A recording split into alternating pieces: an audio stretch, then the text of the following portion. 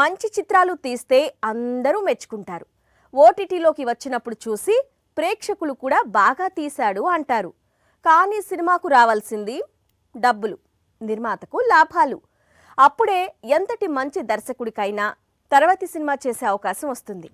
ఇప్పుడు ఇదంతా ఎందుకంటే మంచి చిత్రాలు తీసే దర్శకుడు ఒక ఆయన చాలా ఇబ్బందుల్లో ఉన్నాడు. ముందు 96 తీశాడు. తమిళంలో మంచి విజయాన్ని అందుకున్నాడు ప్రేమ్ కుమార్. ఇదే సినిమాను తెలుగులో జాను పేరుతో రీమేక్ చేస్తే ఫ్లాప్ చూశాడు. కట్ చేస్తే లాస్ట్ ఇయర్ అరవింద్ స్వామి కార్తీ కాంబినేషన్ లో సత్యం సుందరం అనే మూవీ తీశాడు. ఈ చిత్రానికి తమిళ తెలుగు భాషల్లో ఎంతో మంది అభిమానులు ఉన్నారు. కానీ నిర్మాత సూర్యకు అయితే కోలీవుడ్ నుంచి కానీ టాలీవుడ్ నుంచి కానీ డబ్బులు రాలేదు. నిజానికి ప్రేమ్ కుమార్ దారిలో హృదయానికి అత్తుకునే సినిమాలు తీసే దర్శకులు ఇప్పుడు పెద్దగా లేరు. ఆ విషయం దక్షిణాది హీరోలందరికీ తెలుసు.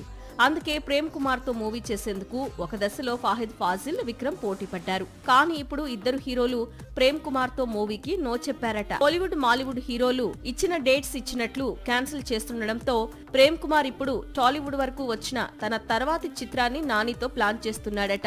నేచురల్ స్టార్ కూడా ప్రేమ్ కుమార్ చెప్పిన కథకు ఫిదా అయ్యాడని, కాకపోతే తన చేతిలో ఉన్న ప్రాజెక్టులతో బిజీగా ఉన్నట్లు తెలిపాడట. పారడైజ్ తర్వాత సుజిత్ తో సినిమా, హాయ్ నాన్న దర్శకుడితో మరో మూవీ, వీటి తర్వాతే ప్రేమ్ కుమార్ కు డేట్స్ ఇస్తాను అన్నాడట.